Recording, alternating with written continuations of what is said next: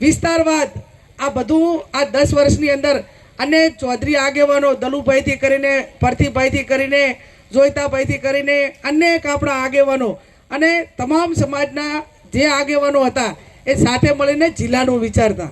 એ માત્ર પોતાના વ્યક્તિગત અથવા તો એમના લાગતા વળગતા માટે ના વિચારતા. હમણાં ખેગારભાઈનો વિડીયો એ ખૂબ ભર્યો, એમણે ખૂબ સારી વાત કરી અને એમણે વાત કરી કે ભાઈ બધા હળી મળીને રહો.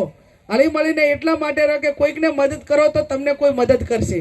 હવે અહીંયા ઠાકોર સમાજ હોય, દલિત સમાજ હોય, રબારી સમાજ હોય, ધારો કે હું આ લોકલ એ દિયોદર હોય કે વાવ હોય, હવે જે ઉમેદવાર ચૂંટણી લડે એમનો મત વિસ્તાર એટલે પોતે ભલે પાલનપુરમાં રહે પણ એમનું હારું ત્યાં વડગામમાં છે અને એમનું પિયર પણ વડગામમાં છે.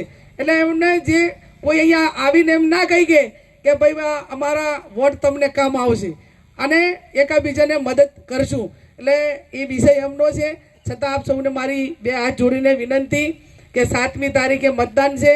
એ દિવસે લગ્નના મુહૂર્ત લગભગ નથી આવતા પણ 15મી તારીખ આસપાસ આપણે ઉમેદવારી ફોર્મ ભરવાનું થશે. પીનાબેન, હું, લક્ષ્મીબેન, સરપંચ, આ બધા બેન બધાય તમારી પાસે મામેરું માગવા આવ્યા અને આપણે લગ્ન લખવાના ને એના મુહૂર્ત જોવાના હોય અને સારા પ્રસંગની શરૂઆત હોય એ પહેલાં પિયરિયાને એડવાન્સ કહેવા આવવું પડે, મામેરું હોંડાડવા આવવું પડે ને. શું કહે ને હે દાબેન, પીનાબેન ને લક્ષ્મીબેન મામેરું હોંડાડવા માટે આવ્યા છે આજે આ ગામની અંદર. અને 7મી તારીખે રૂડો પ્રસંગ છે. મામેરું વોટનું કરવાનું છે 7-5 પણ ફોર્મ ભરવા આવવાનું હોય 15 તારીખે. એ દાડે બહેનો મામેરામ તો સાહેબ 2 જણા પતિ પત્ની આવવું પડે ને. તમે મારા ભાભીને તેના લઈને આવજો દિનેશભાઈ. મામેરામ એકલા ના ધોળગાવા પડે ને, મેણા મારે કે એના હારિયા મેણા મારે એના ગીતો ગાય ને લક્ષ્મીબેન. એને ગમે એવડું ભારું મામેરું ભરીને લાવો પણ ગાનાર ના હોય તો સામેવાળા ઉપર અસર ના થાય એમ. અને મામેરાના ગીતો એટલે એકદમ ઠંડા એમ, એકદમ આમ સંસ્કૃતિને શોભે એવા.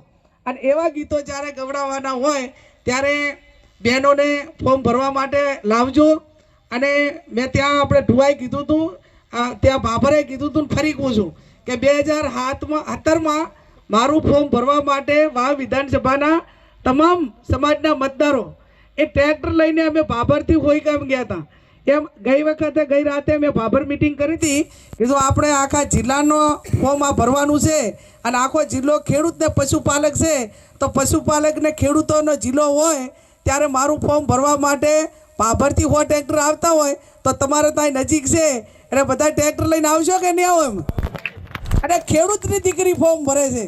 આખા જે ભાભરથી કરીને લાઈન થાય પાલનપુર સુધી મીડિયા નોંધલે, ઢોલ વાગતા હોય, મામેરાનું મામેરું, ખેડૂતના ખેડૂત, પશુપાલકોનું પશુપાલક, મધ્યમ વર્ગનો મધ્યમ વર્ગ અને એક બેન દીકરીનું મામેરું. એ આપણે તો મોટા ભાગે આજે પ્રણાલિકા ટ્રેક્ટરમાં જવાની છે ને, એ ટ્રેક્ટરના ઓલા આગલા ભાગમાં ગોળો બાંધવો પડે, એનામાં લીલું કપડું રાખવું પડે. આવું કરવું પડે કે ના કરવું પડે એમ.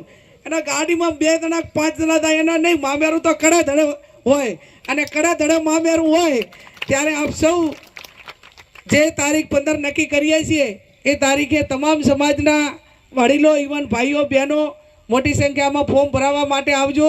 અને 7મી તારીખે જ્યારે મતદાન હોય ત્યારે ગભે ગભો મિલાવીને બહાર રહેતા હોય ગમે એટલે હોય આ જેટલા છો એટલા રોજના વધારે નહીં પણ 5 ફોન મારા માટે હાગામાલામાં, શેણ સંબંધીમાં, બીજા સમાજમાં જ્યાં કરવાના થતા હોય અહીંયા 5 ફોન કરો તો આ બેઠા એટલા 5 રોજ થાય તો દરેકને વોટ આપવા છે.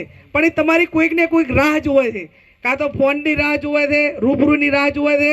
રૂબરૂ જવાય તો રૂબરૂ જજો, રૂબરૂ ના જવાય તો ફોન કરજો.